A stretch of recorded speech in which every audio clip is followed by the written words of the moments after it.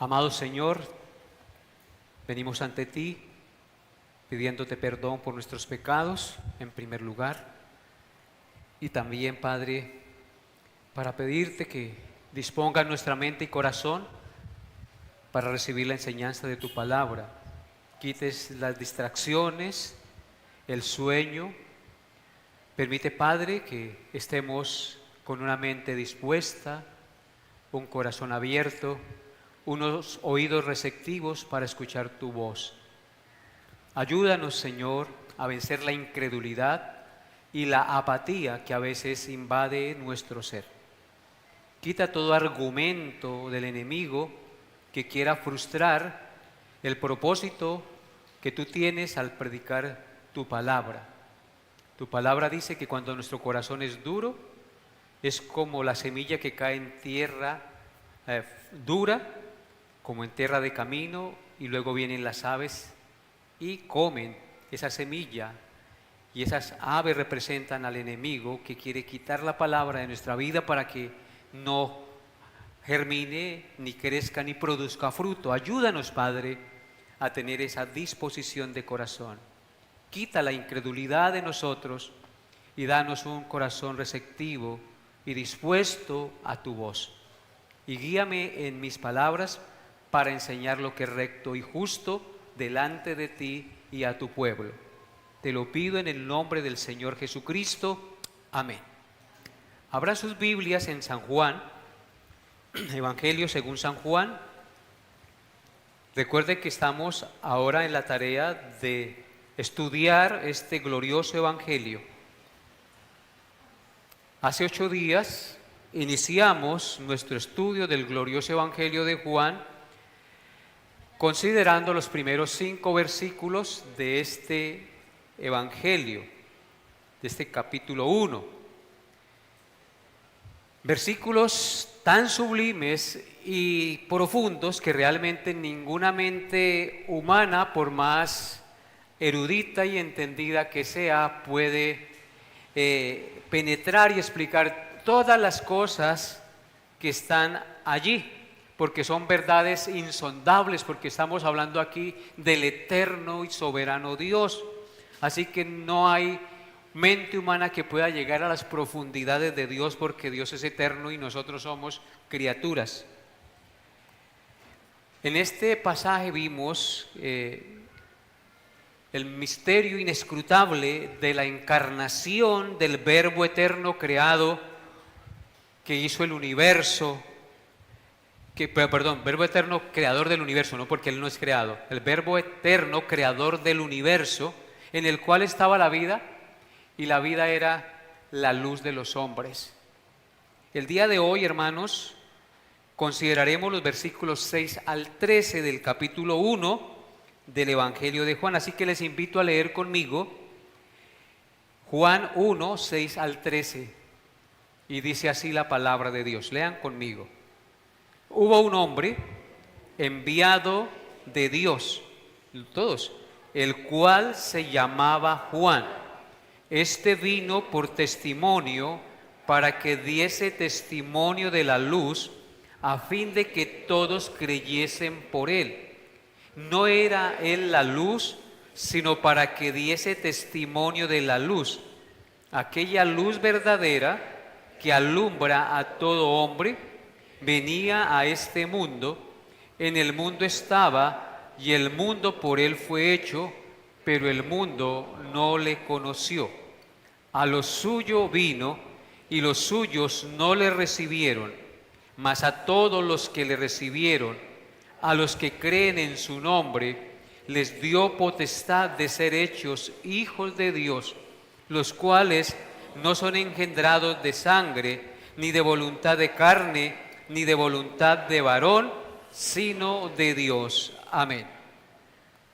Así que hoy vamos a meditar en este pasaje que acabamos de leer. La enseñanza para el día de hoy lleva por título La luz verdadera.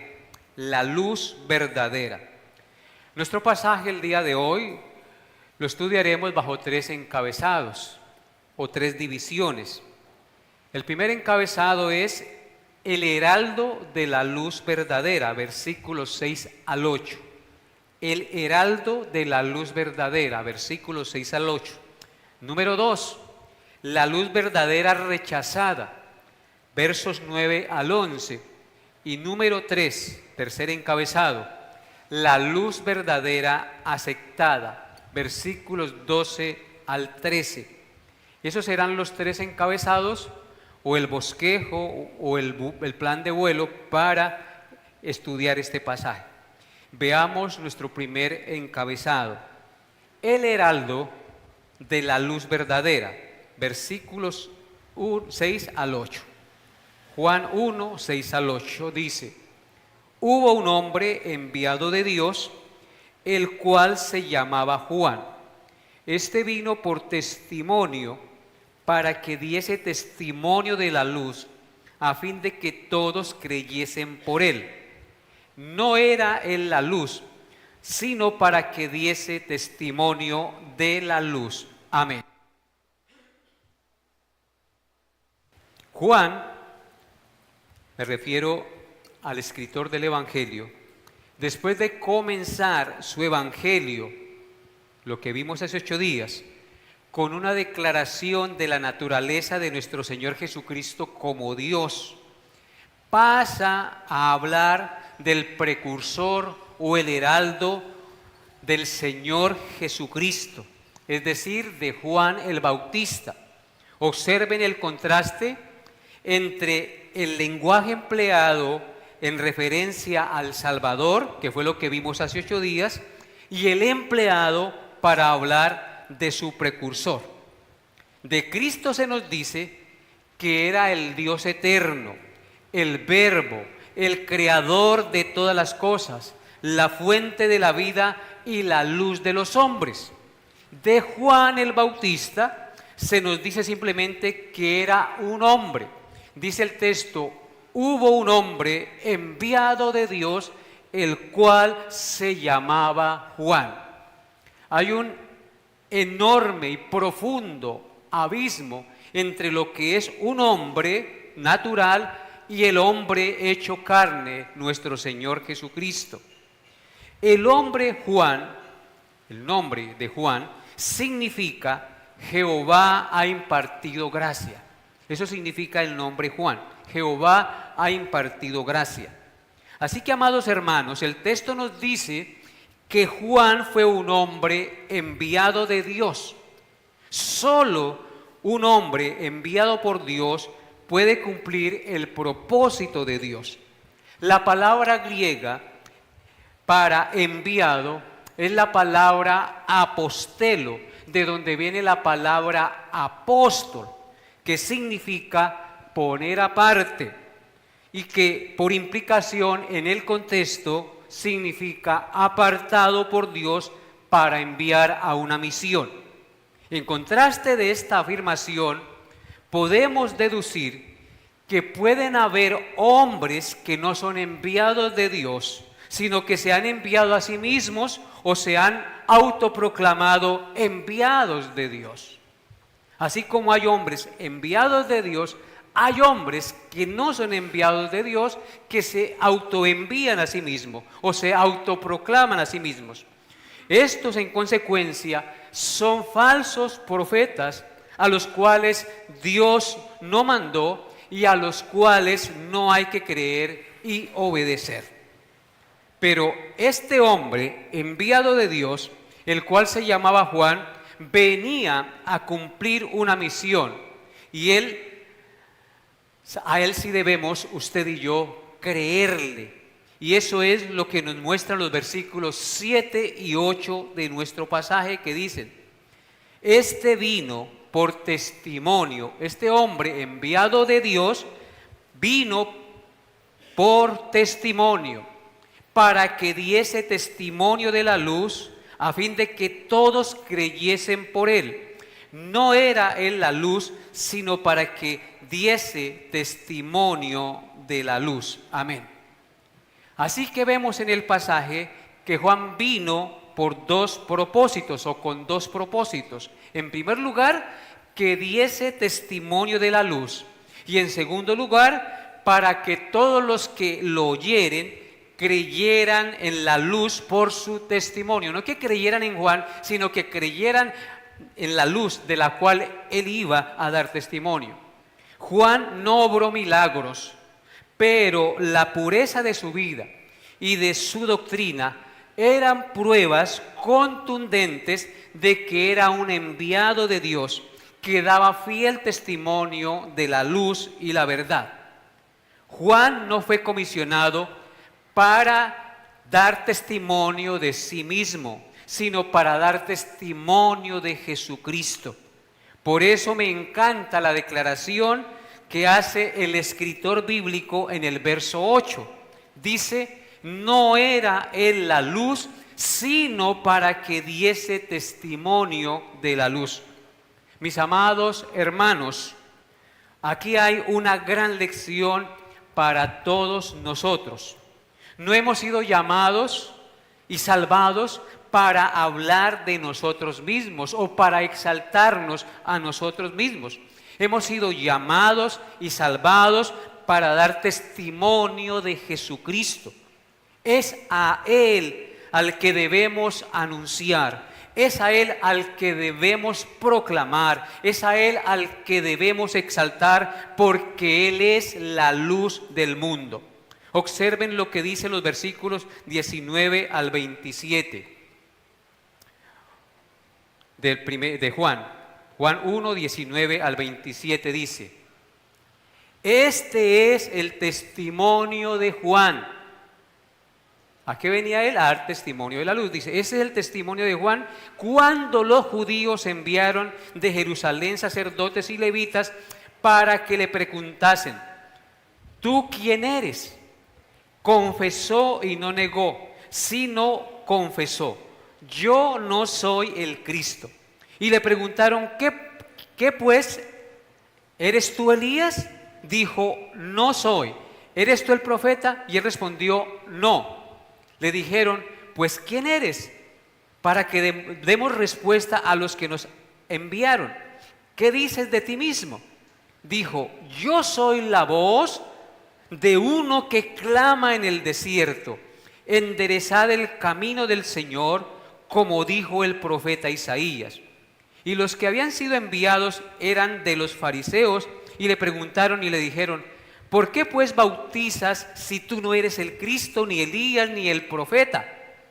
Juan le respondió diciendo, yo bautizo con agua, mas en medio de vosotros está uno a quien vosotros no conocéis. Este es el que viene después de mí, el que es antes de mí, del cual yo no soy digno de desatar la correa del calzado. Amén. Juan gozaba de una altísima popularidad en los tiempos del Señor Jesucristo. Mucha gente le seguía. La gente lo tenía por profeta y como un hombre de Dios. Sin embargo, él entendió que él no había venido para exaltarse a sí mismo. Si él hubiera querido autoproclamarse a sí mismo y ser alabado de los hombres y tener más seguidores, lo hubiera podido hacer. Pero un hombre de Dios no se centra en sí mismo, sino en el plan y en el propósito al cual Dios lo ha determinado para que vaya y lo haga. Juan no negó que él no era el Cristo. Juan dijo, yo soy la voz de uno que clama en el desierto, enderezad las sendas. Y dijo, cuando le dijeron, ¿por qué pues bautizas si tú no eres ni Elías, ni el profeta, ni el Mesías? ¿Qué dijo él? Yo bautizo en agua, pero el que viene después de mí, del cual yo no soy digno de desatar encorvado la correa de su calzado, Él los bautizará en Espíritu Santo y fuego. Él exaltó a Cristo, Él glorificó a Cristo, Él menguó para que Cristo fuera exaltado. Así que nosotros, los cristianos, la gran lección que debemos aprender es que nosotros no debemos brillar. El que debe brillar es Dios en nosotros. Nosotros no estamos para vanagloriarnos. La Biblia dice, si alguno se gloría, gloríese en el Señor. Por eso es que estamos viendo aquí claramente, mis amados hermanos, que la Biblia dice y el escritor hace la aseveración: no era él la luz, sino para que diese testimonio de la luz. Un verdadero cristiano solo está empeñado, óiganlo bien, solo está empeñado en dar testimonio de Jesucristo, porque a eso nos ha llamado el Señor. El que habla de sí mismo, su propia gloria busca. Juan 7:18 dice así, Juan 7:18: el que habla por su propia cuenta, su propia gloria busca, pero el que busca la gloria del que le envió, este es verdadero y no hay en él injusticia. Amén. Aquí está claramente la declaración bíblica. El que habla por su propia cuenta, el que se autoproclama, el que se autonombra, dice su propia gloria busca. Solo busca su propia gloria, su propia exaltación. Y lamentablemente hay muchos hermanos así, que quieren buscar solo su exaltación y no la gloria del Señor. A nosotros no nos debe importar la gloria de los hombres, lo que nos debe importar es la gloria de Dios, aunque a nosotros nos desprecien y nos humillen. Vivimos para proclamar la gloria y exaltar la gloria de Jesucristo. Y que la gloria de Cristo sea anunciada y brille sobre esta tierra. El que no anhela ver la gloria de Cristo, tampoco puede anhelarla, verla en el cielo.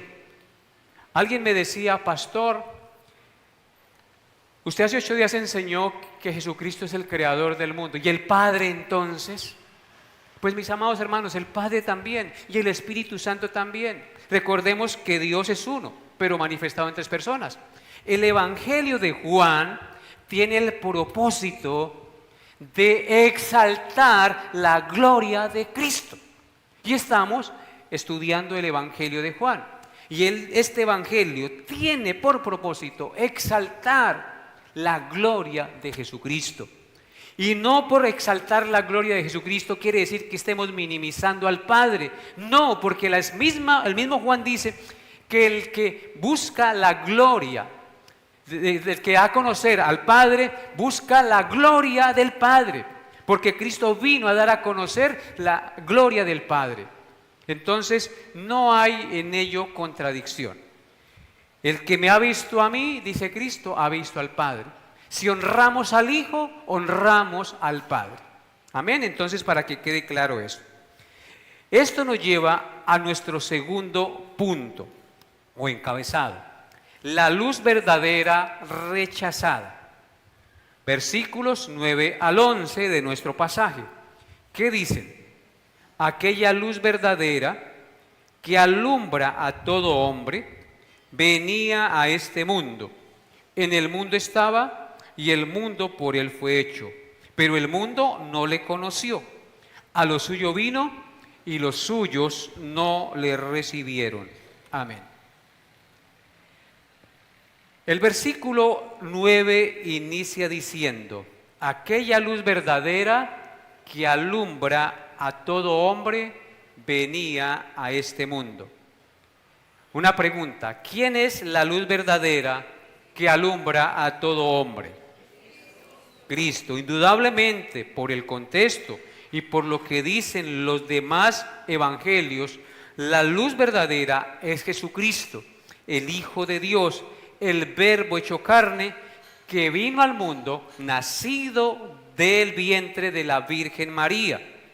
¿Qué significa la expresión la luz verdadera que alumbra a todo hombre?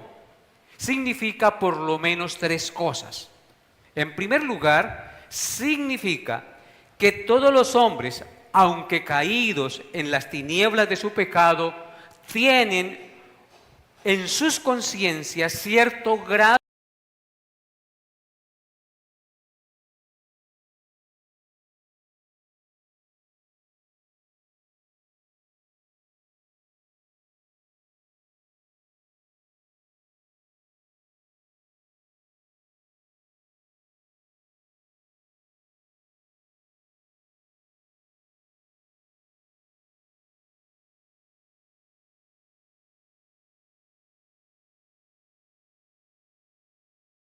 Señor por su pecado.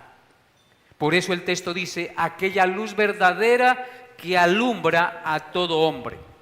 La luz de Cristo alumbra a todo hombre a través de dos causas, a través de la naturaleza y a través de la conciencia.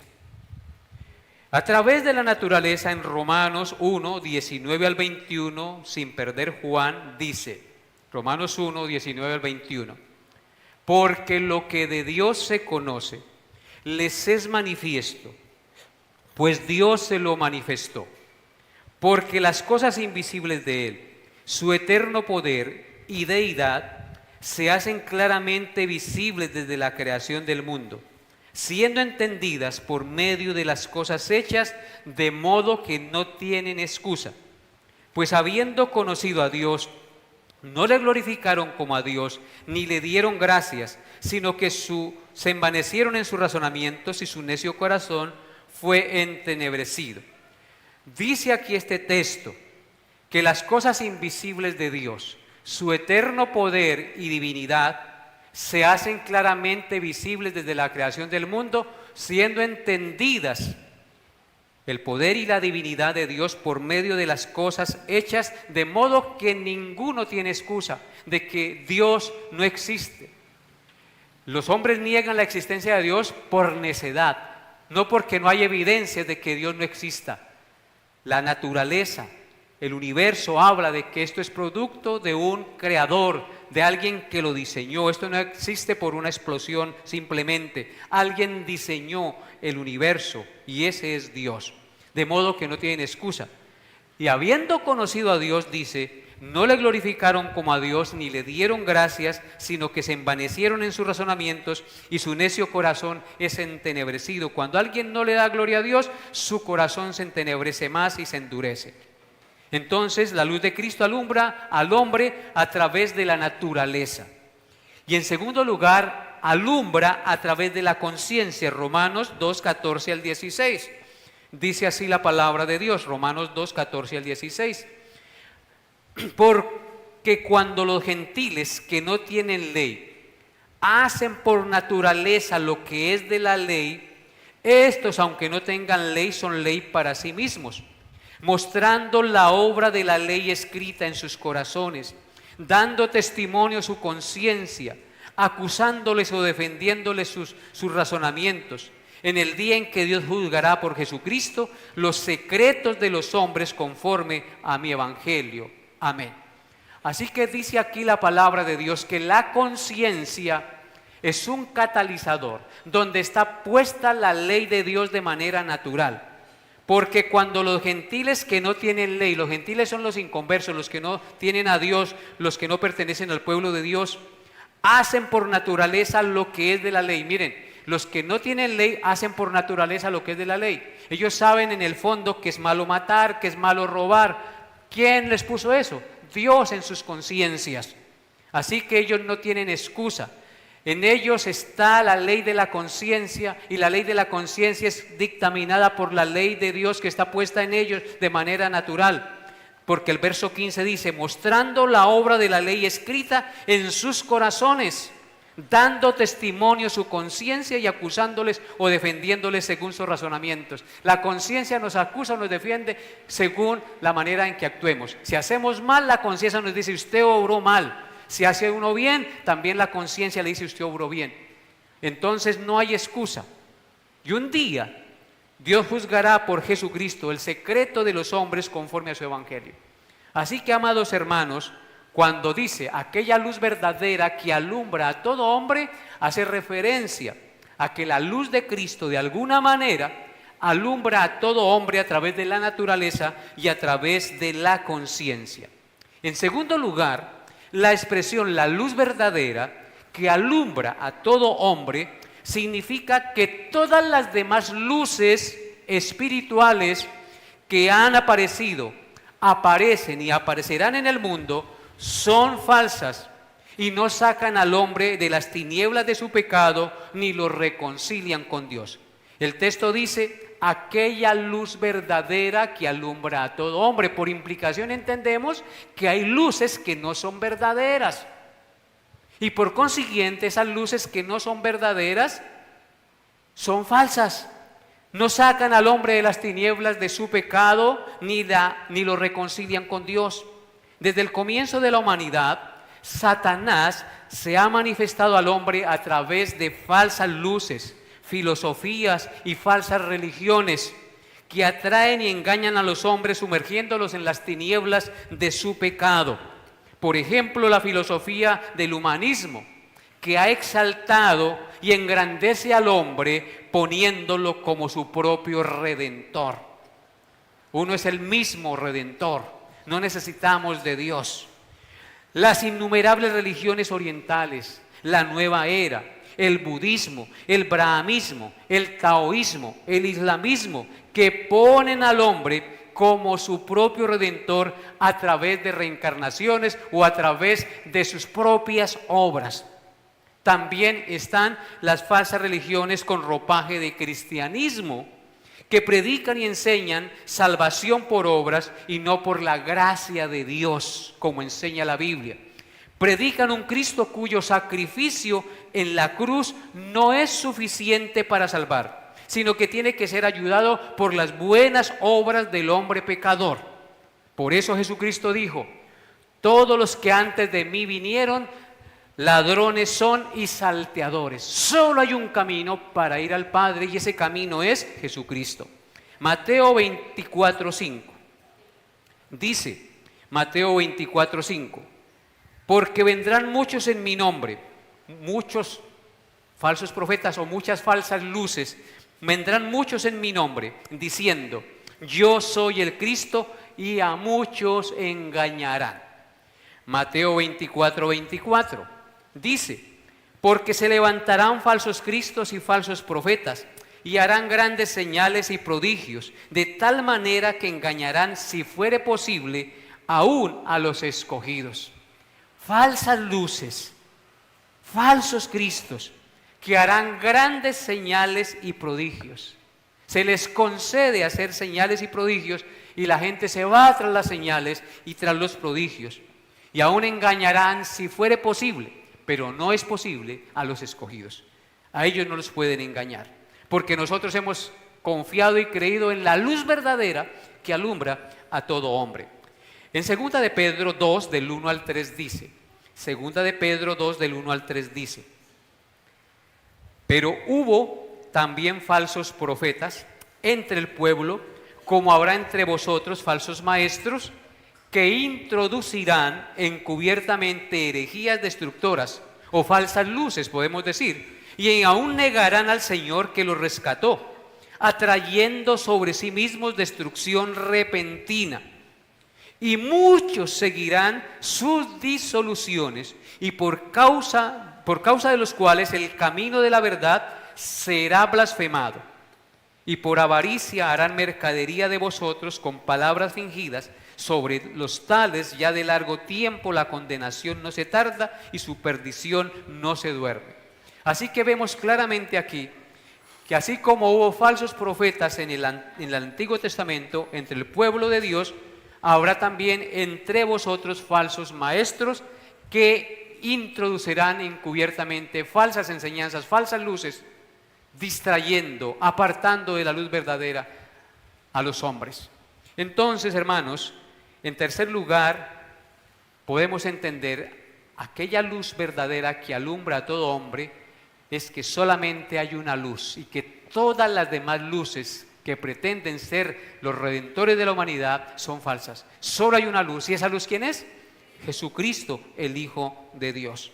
Y en tercer lugar, la expresión, la luz verdadera que alumbra a todo hombre, significa que Jesucristo es la única luz espiritual verdadera que puede sacar al hombre de las tinieblas de su pecado y reconciliarlo con Dios. Por eso nuestro texto dice, Él es la luz verdadera que alumbra a todo hombre. Porque en ningún otro hay salvación, porque no hay otro nombre bajo el cielo dado a los hombres en que podamos ser salvos. Él es la luz que no defrauda. la luz que saca de las tinieblas, la luz en oposición a todas las falsas luces que hay en el mundo y que engañan a los hombres. Isaías 49:6. Isaías 49:6, por favor. Dice así la palabra de Dios. Dice: poco es para mí que tú seas mi siervo, para levantar las tribus de Jacob y para que restaures el remanente de Israel. También te di por luz de las naciones, para que seas mi salvación hasta lo postrero de la tierra. Amén. Miren el testimonio del profeta Isaías. Mucho tiempo, muchos siglos atrás, antes de que Cristo apareciera, está profetizando que Cristo fue dado para luz de las naciones. Dice: poco es para mí que tú seas mi siervo, para levantar las tribus de Jacob y para que restaures el remanente de Israel. También te di por luz de las naciones, para que seas mi salvación hasta lo postrero de la tierra. Indudablemente, el profeta se está refiriendo al Señor Jesucristo. Juan 8:12. Juan 8:12 dice: otra vez Jesús les habló diciendo: yo soy la luz del mundo. El que me sigue no andará en tinieblas, sino que tendrá la luz de la vida. ¿Qué es Cristo? La luz del mundo. Y el que sigue a Cristo no andará en tinieblas, sino que tendrá la luz de la vida. Hermanos, nosotros hoy estamos aquí hablando de la luz del mundo. Estamos hablando de aquel que nos saca de las tinieblas del pecado y que nos muestra el camino para llegar a Dios, porque Él mismo es el camino. Amén. No estamos hablando aquí de cualquiera. Mateo 4:16 dice: Mateo 4:16 dice: el pueblo asentado en tinieblas vio gran luz, y a los que estaban en región de sombra de muerte, luz les resplandeció. Este mundo estaba sumido en las tinieblas de su pecado, pero hace algo más de 2000 años, la luz de Cristo resplandeció en medio de las tinieblas al venir a este mundo para dar salvación, perdón de pecados y vida eterna. Él vino a alumbrar las tinieblas de nuestro entendimiento para que comprendiéramos que solo en Él hay perdón de pecados y vida eterna. El pueblo asentado en tinieblas vio gran luz. A los que estaban en región de sombra de muerte, luz les resplandeció. La luz del mundo es Jesucristo. Y nos reunimos para hablar de Cristo y para exaltar a Cristo. Versículos 10 y 11 de nuestro pasaje de Juan. Sigue diciendo, versículo 10 y 11. En el mundo estaba, y el mundo por él fue hecho, pero el mundo no le conoció. A lo suyo vino, y los suyos no le recibieron. Amén. Hermanos, este pasaje es muy importante. Estos dos textos que hemos leído nos enseñan nuevamente tres cosas. En primer lugar, vemos que el texto sagrado afirma nuevamente la presencia física de Cristo en el mundo. El texto dice: en el mundo estaba. Hermanos queridos, Cristo realmente vino a este mundo, nació en este mundo, creció, caminó, desarrolló su ministerio, murió y resucitó en este mundo, en esta tierra. Tuvimos el gran privilegio que la segunda persona de la Trinidad se hizo hombre y habitó entre nosotros. Nació, creció, caminó, se desarrolló, hizo su ministerio, murió y resucitó. En otras palabras, Cristo ocupó un lugar y un espacio en la historia de la humanidad. Él no es un cuento, Él no es un mito, Él realmente existió. tomó sobre sí la naturaleza humana sin pecado y se identificó con nosotros en todo aspecto de la vida, desde su nacimiento hasta su muerte. El Verbo no era un concepto abstracto de la filosofía griega, como enseñaban los griegos, un concepto abstracto, sino una verdadera persona a quien se podía ver, a quien se podía tocar y oír físicamente. En consecuencia, el cristianismo es Cristo y Cristo es Dios. Bendito sea su nombre. Amados hermanos, la existencia de Cristo en este mundo no es un mito, es una realidad que tú y yo debemos creer y aceptar firmemente.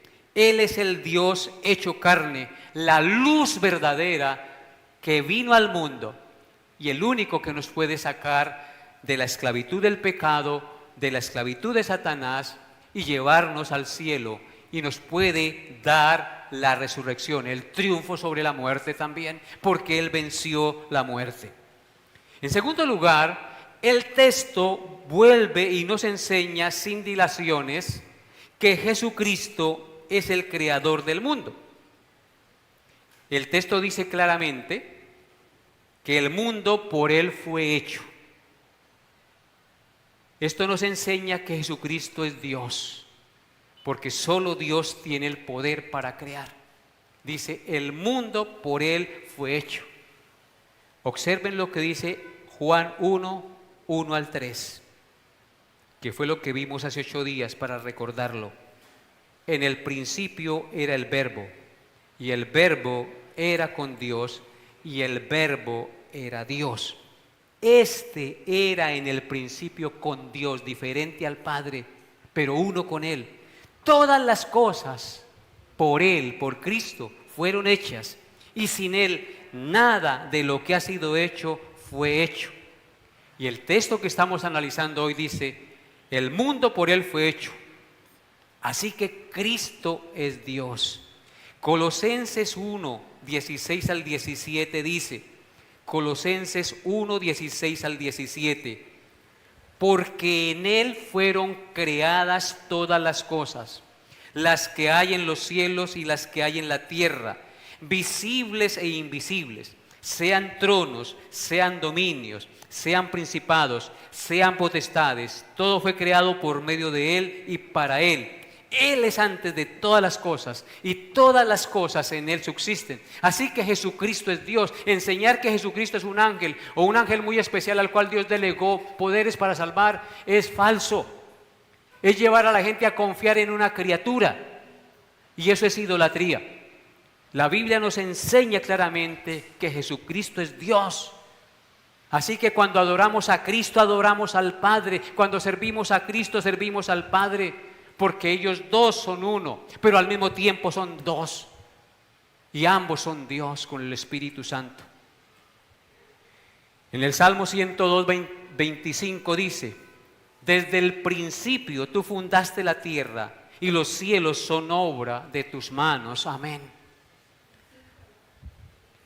Aquel que creó, hermanos, escúchenlo bien, el vasto e infinito universo, con todas sus innumerables estrellas y galaxias, del cual dice la Biblia que los cielos de los cielos no lo pueden contener, de manera sobrenatural, en un misterio que ninguna mente humana puede explicar, se redujo a hacerse hombre y se humilló en un acto inmerecido de amor al venir a este mundo para salvar a hombres y mujeres que no merecíamos sino la condenación eterna por nuestros pecados.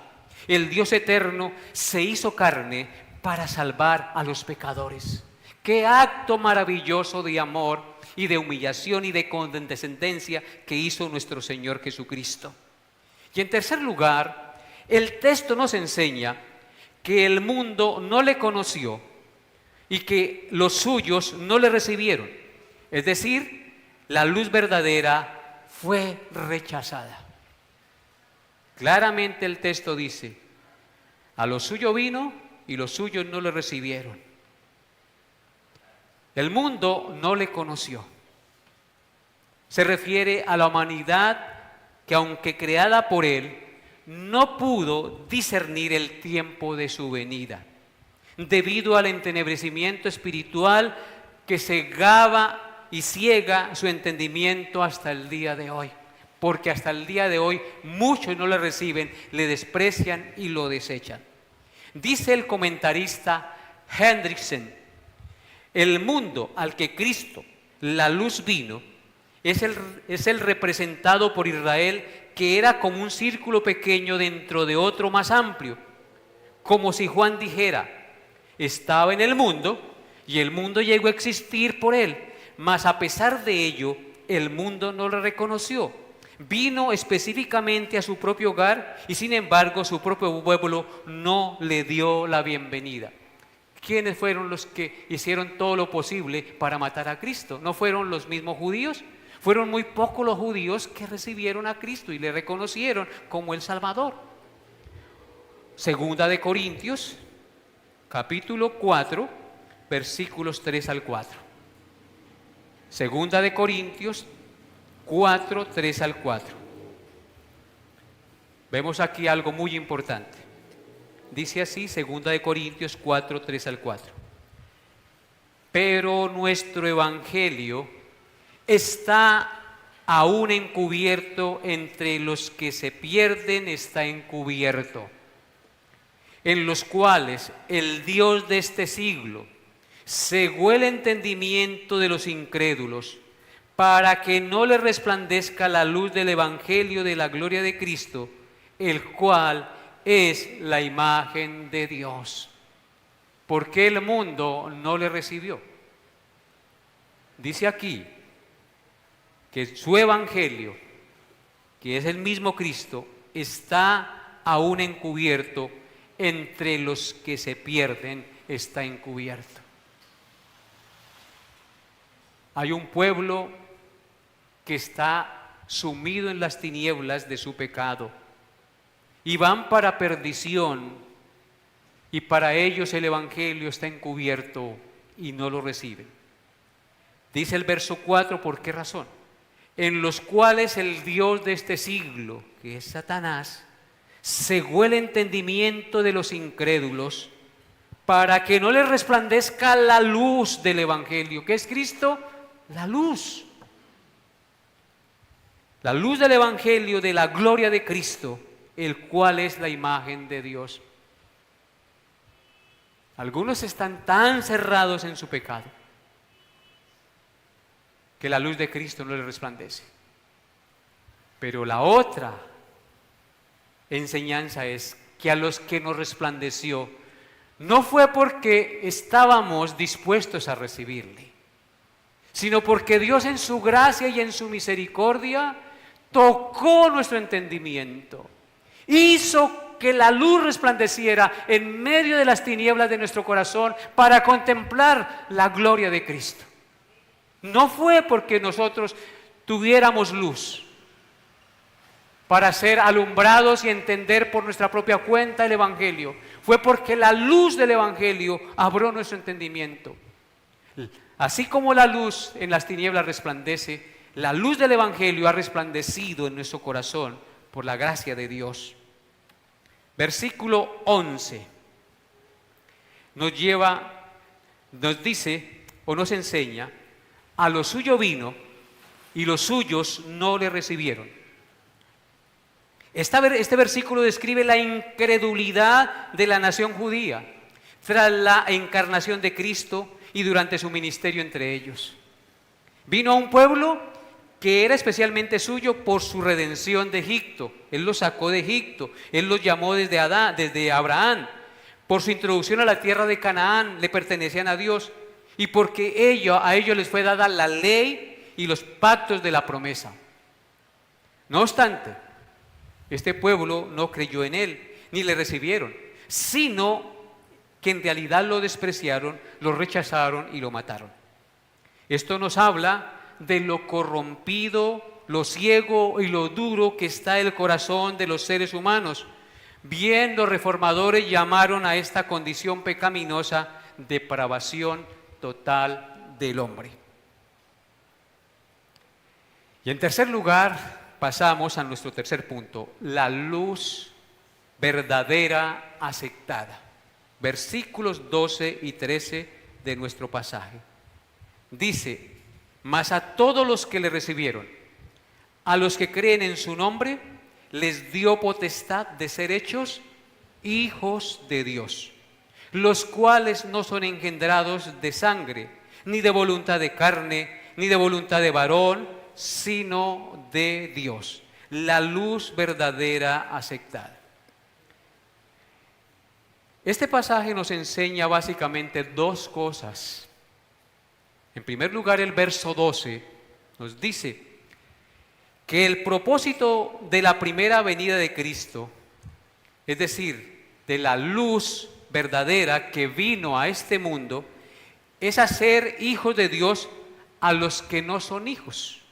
El texto dice, mas a todos los que le recibieron, a los que creen en su nombre, les dio potestad de ser hechos hijos de Dios. Nosotros no nos hacemos hijos de Dios por ascendencia física. Nos hacemos hijos de Dios por la fe en Jesucristo. De tal manera que aquí podemos entender que no todos los seres humanos son hijos de Dios. Solo son hijos de Dios o llegan a ser hijos de Dios aquellos que creen en Jesucristo. El texto dice claramente, mas a todos los que le recibieron, a los que creen en su nombre, les dio potestad de ser hechos hijos de Dios. Todos los hombres por su pecado están destituidos de la gloria de Dios y separados de la ciudadanía de Dios. En consecuencia, solamente podemos llegar a ser hijos de Dios a través de la fe y la confianza en Jesucristo.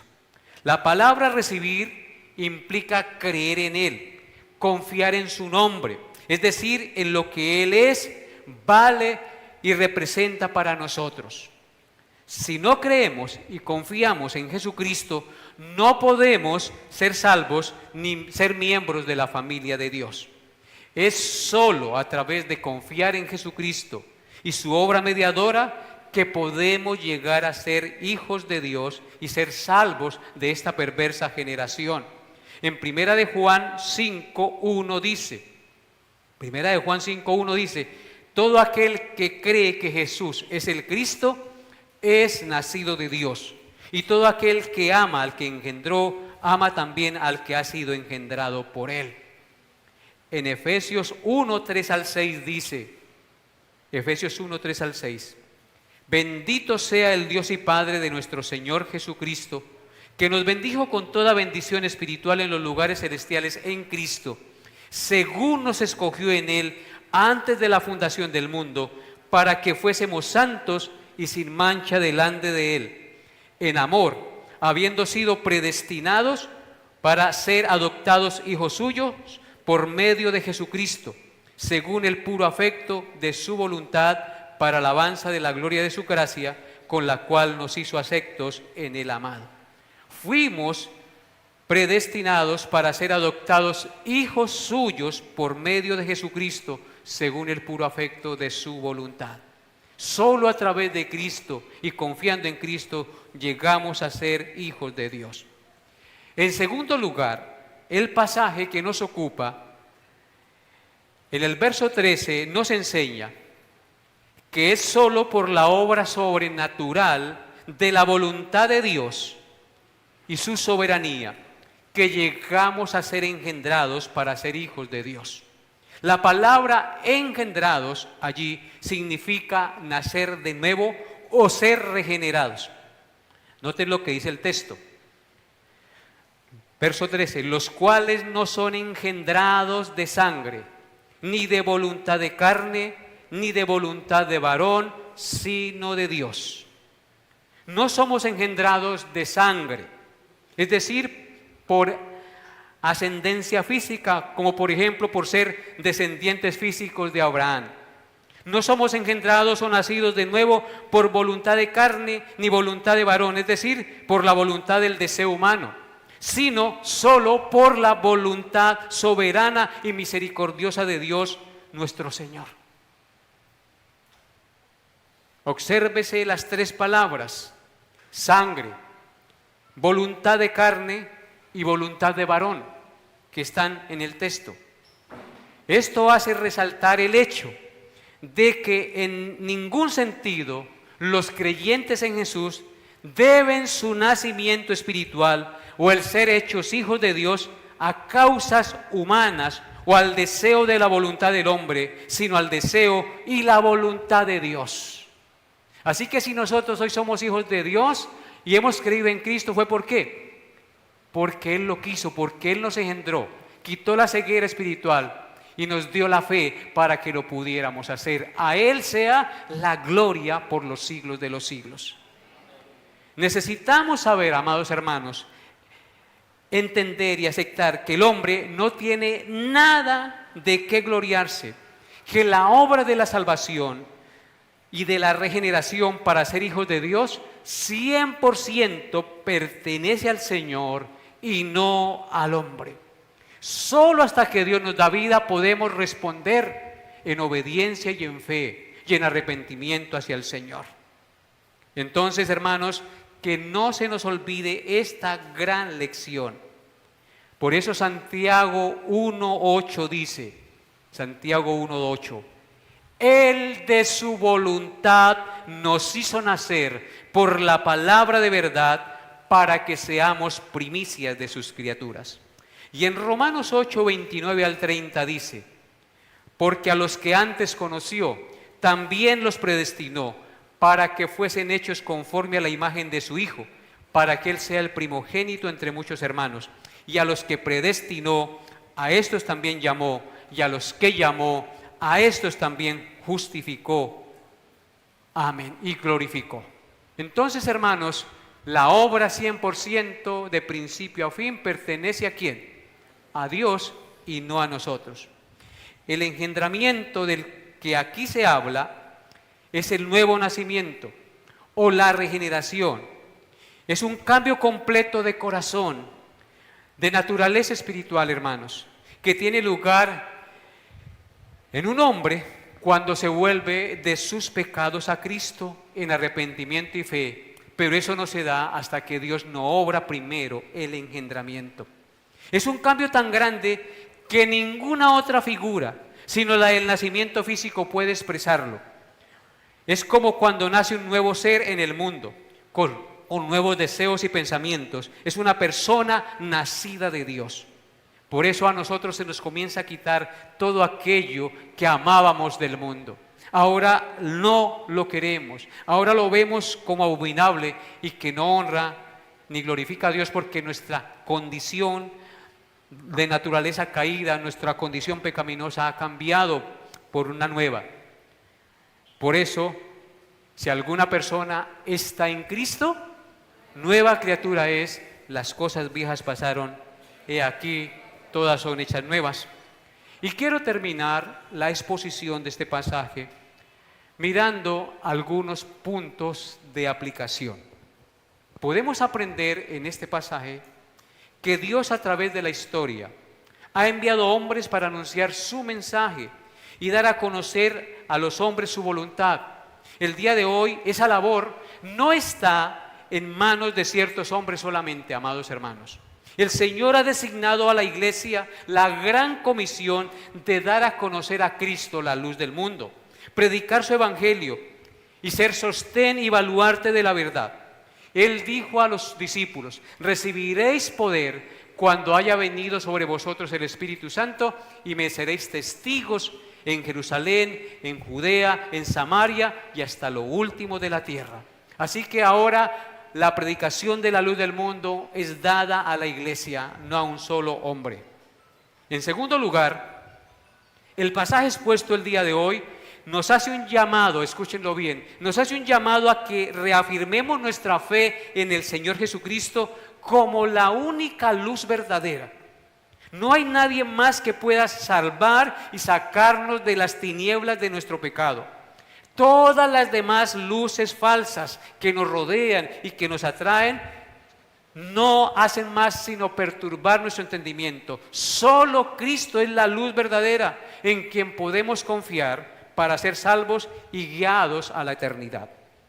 En tercer lugar, podemos encontrar un motivo muy valioso para evangelizar en la exposición del pasaje del día de hoy. Y es que aunque la gente rechace la luz verdadera porque están en tinieblas, siempre habrá un remanente que lo recibirá y saldrá de las tinieblas de su pecado. Nuestro texto dice: mas a todos los que le recibieron, a los que creen en su nombre, les dio potestad de ser hechos hijos de Dios. Siempre en algún lugar donde prediquemos habrá un escogido de Dios que oirá la voz del Cordero y le seguirá. Y eso es motivo para predicar. No nos desanimemos cuando anunciemos a Cristo aunque nos rechacen. En cuarto lugar, debemos aprender que fuimos llamados y salvados no para predicarnos a nosotros mismos, sino para predicar y proclamar al que nos salvó. Nuestro texto dice de Juan el Bautista: no era él la luz, sino para que diese testimonio de la luz. Nosotros no somos la luz, es para que demos testimonio de la luz. Y en quinto y último lugar, debemos tener la humildad, amados hermanos, para reconocer que es debido solo a la gracia y a la misericordia de Dios que los hombres creemos en Cristo y somos salvos, no porque nuestra voluntad hubiera querido seguirle. Humillémonos y reconozcamos con humildad que si hoy creemos y si hoy seguimos al Señor, es porque Él en su gracia nos tocó y nos regeneró, y no fue por nuestra propia voluntad. Que el Señor les haya hablado a su corazón. Queridos hermanos, colóquense de pie, por favor. Amado Dios, te doy gracias por tu palabra, por lo que aprendimos y por enseñarnos y reafirmarnos estas verdades de que solo Jesús es la luz verdadera y que hay hombres que han anunciado esta verdad. Juan la anunció y hoy se nos da también la tarea de anunciar esta verdad al mundo que está en tinieblas, porque aquella luz verdadera que alumbra a todo hombre venía a este mundo. En el mundo estaba y el mundo por él fue hecho. Anunciemos de todo corazón la luz de la verdad. Danos la gracia, Señor, de poderlo hacer. Padre, gracias por lo que hoy nos has enseñado y por enseñarnos la gloria de Cristo. Gracias por mostrarnos que cada día solo en Él y nada más que en Él hay salvación. Ayúdanos, Padre, a entender y a reafirmar esta verdad en nuestra mente y corazón. Danos la humildad de reconocer que lo que somos lo somos por tu gracia y no porque haya algo bueno naturalmente en nosotros. Somos creados y fuimos creados para tu gloria y tu honra. Tú nos hiciste para ti y solo nuestro corazón hallará reposo hasta que encuentre descanso y reposo en ti. Padre, te alabo y te doy gracias y te pido que al salir de este lugar nos lleves confiados en esa luz que alumbra nuestro entendimiento y que guía nuestros pasos por la senda de rectitud. Te alabo y te bendigo y ruego que lleves a mis hermanos con tu bien y tu bendición a sus hogares y los guardes de todo mal y pongas en ellos tu santo temor para gloria de tu santo nombre. Y que los que no te conocen sean tocados para que crean y se arrepientan de sus pecados y confíen en el Salvador que tú enviaste. Te pido estas cosas en el nombre del Señor Jesús. Amén y amén.